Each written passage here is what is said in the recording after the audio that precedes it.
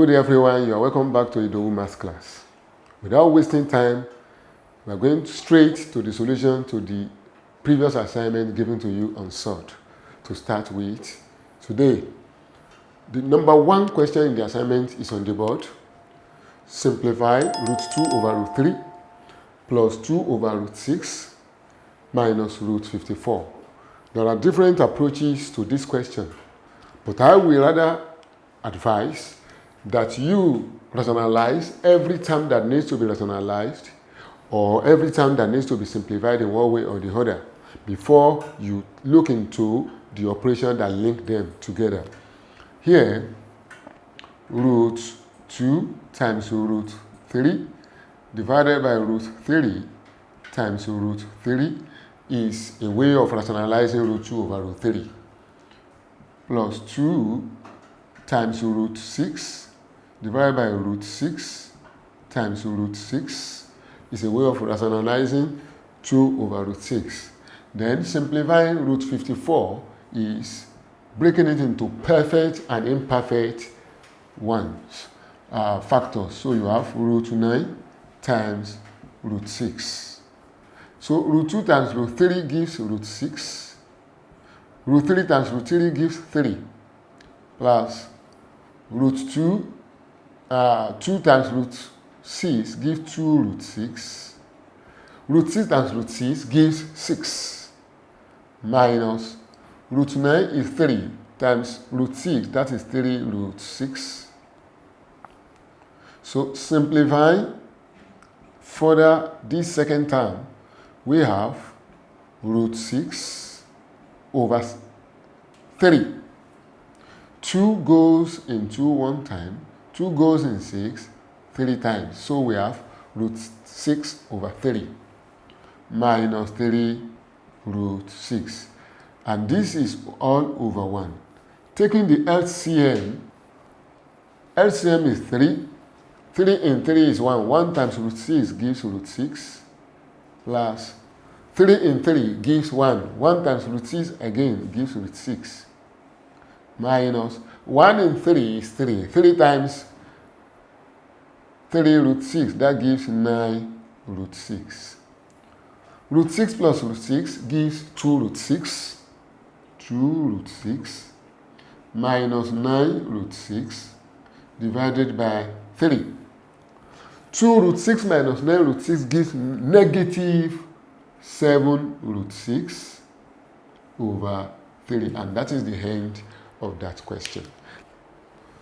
Question 2 of the assignment. If root 112 times root 50 divided by root 28 times root 12 is equal to a root b, find ab. We don't forget to break root 112 into root 4 times root 28. And you break root 50 into root 25 times root 2 divided by root 28 times root 6 times root 2, which is equal to a root b. Root 28 takes out of root 28. Root 2 takes out of root 2. Square root of 4 is 2. Square root of 25 is 5. Divided by square root of 6 that is left at the denominator part. You equate it still to a root b. Rationalizing this part, you have 10, because 2 times 5 is 10. 10 times root 6 divided by root 6 times root 6 still gives a root b. So we have 10 root 6 divided by 6, which is equal to a root b. I continue on this side. 2 goes in 10 and 6, so we have 2 in 10, we have 5 root 6 divided by 3. 2 in 6 is 3, which is equal to a root b. We now compare at this juncture. The coefficient of root element here is 5 over 3. Because we can write it as 5 over 3 root 6, which is equal to A root B.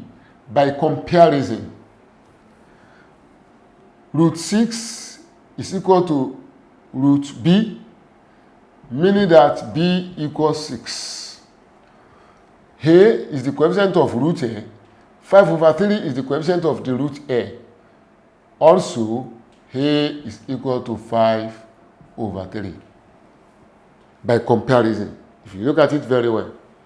So the question now is find AB.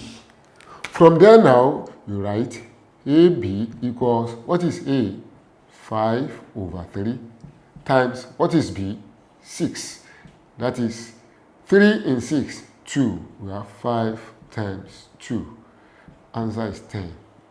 And that is the end of that question. Let's proceed to question 3 of the assignment. Evaluate square root of 30 times root 15 times root 12.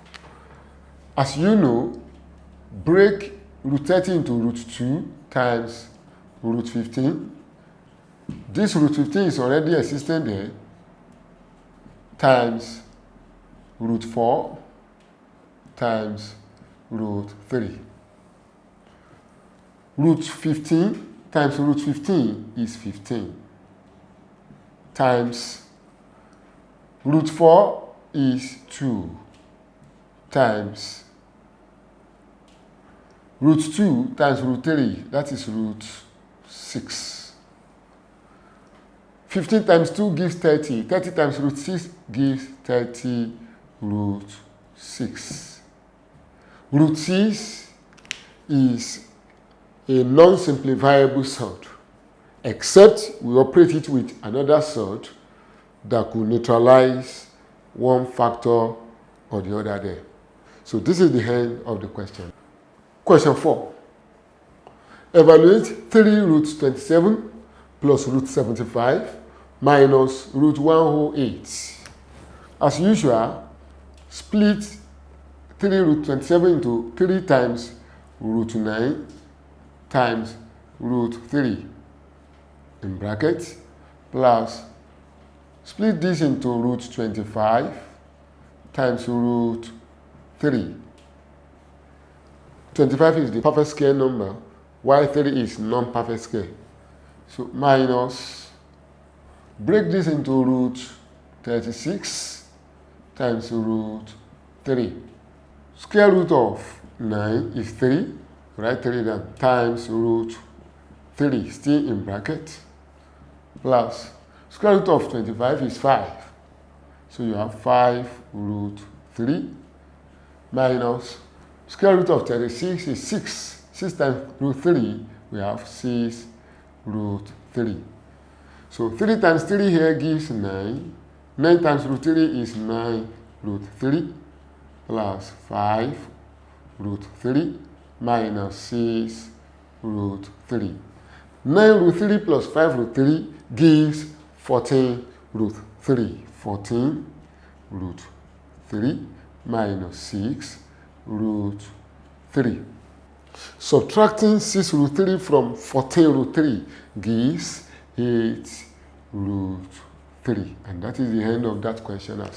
The last question, question number 5 in the assignment. If 1 minus root 2 over 1 plus root 2 is equal to a plus b root 2, find b minus a. All you need to do is rationalize this first part to have 1 minus root 2 over 1 plus root 2. You take the conjugate of 1 plus root 2. You use that conjugate to multiply the numerator and also the same denominator. So to have 1 minus root 2. 1 minus root 2 is the conjugate of 1 plus root 2. So divided by 1 minus root 2. I hope you are following. Now, equals a plus b root 2. Multiplying this means 1 minus root 2 or raised to power 2 divided by 1 square minus root 2 square. Using the difference of 2 square approach, as I've taught you, equals a plus b root 2. To expand something like this, the step is square the first thing in this bracket. Squaring 1 gives 1. The next step is multiply everything in the bracket together, including the 2 on the power, on the bracket. So meaning 1 times minus root 2, that is minus root 2. Minus root 2 times 2, that is minus 2 root 2. The last step in expansion of something like this is square the last thing in the bracket. We can obviously see that the last thing in this bracket is minus root 2. 1 is the first thing in the bracket, minus root 2 is the last thing in the bracket, because we have only 2 things in the bracket except the power 2 on the bracket. Now, squaring negative value produces positive answer. Negative root 2, when we square it, it gives us positive answer. So, squaring root 2 gives 2. Divided by 1 square is 1, minus squaring root 2 gives 2 equals a plus b root 2. 1 plus 2 gives 3 minus 2 root 2 divided by 1 minus 2 gives minus 1, which is equal to a plus b root 2. Are we following? Good. So I come to this side to continue. Using minus 1 to divide this numerator. So you are free to use that minus 1 to divide 3 at a time and to divide minus 2 root 2 at another time. 3 divided by minus 1 gives minus 3. Minus 2 root 2 divided by minus 1 gives positive 2 root 2. And this is equal to a plus b root 2. So comparing them now, you can see the constant here is minus 3, which is equivalent to this a. See, a equals minus 3. And the coefficient of root 2 here is 2. Also, the coefficient of root 2 here is b, meaning that b is equal to 2. And the question says, find b minus a. B minus a therefore means, what is b? 2. Minus, what is a? A is minus 3. That is minus 3. Remember, minus times minus gives positive. So we have 2 plus 3. And the answer is 5. That is the end of the solution to the assignment.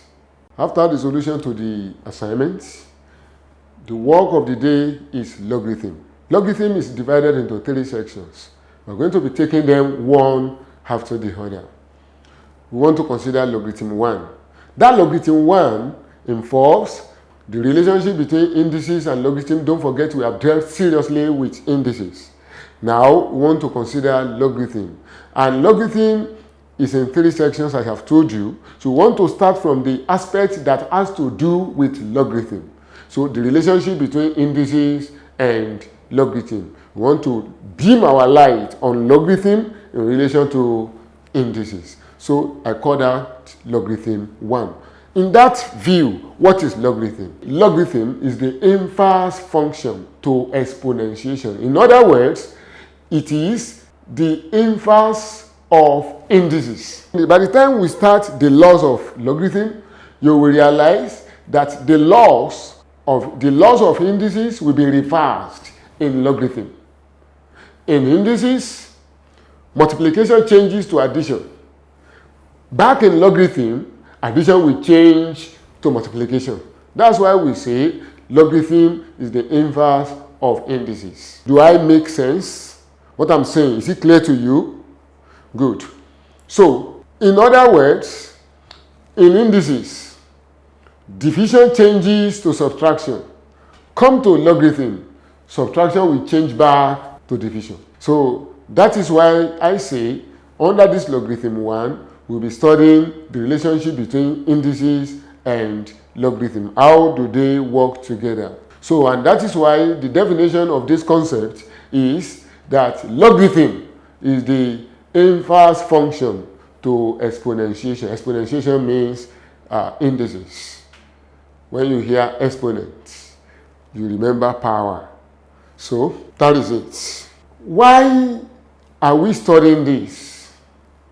We are studying this in order to see how we apply the reverse law of indices in logarithm. If a number in indices is n, it could be expressed in index form as x raised to power p, something like this. So to now express the same thing, to represent these indices in logarithm, we say logarithm of n to base x is equal to p. Can you see that they are related? Logarithm of n to base x is equal to p. That is why another definition of logarithm we say logarithm of a number to a certain base is the power or exponent to which the base must be raised to produce the number. Do I make it clear? Logarithm of a number to a certain base is the power or exponent to which that base must be raised to produce the number back. Is that clear? Good. So this is the relationship. This is indices format. This is logarithm format. Let's take example 1. Express the following in logarithm form. Question A, 27 equals 3 raised to power x. Question B, 64 equals 4 raised to power 3. Let's take A to start with. 27 equals 3 raised to power x. Expressed in logarithm form means log 27 to the base of 3 equals x. That is how to express it. I'm not after you solving it, but the representation. Question B, 64 equals 4 raised to power 3. This is the indices format. To express it in logarithm form, we write log 64 to the base of 4 equals 3.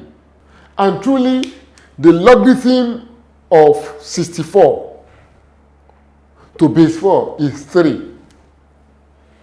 That is to express mathematically our saying that the logarithm of a number to a certain base is the power to which that base must be raised to produce the number back. Come to look at this now. This 3 is the power to which 4, the base 4, must be raised to produce 64. Let's see it. 4 raised to power 3 gives 64. I hope it is clearer now. So, let's consider example.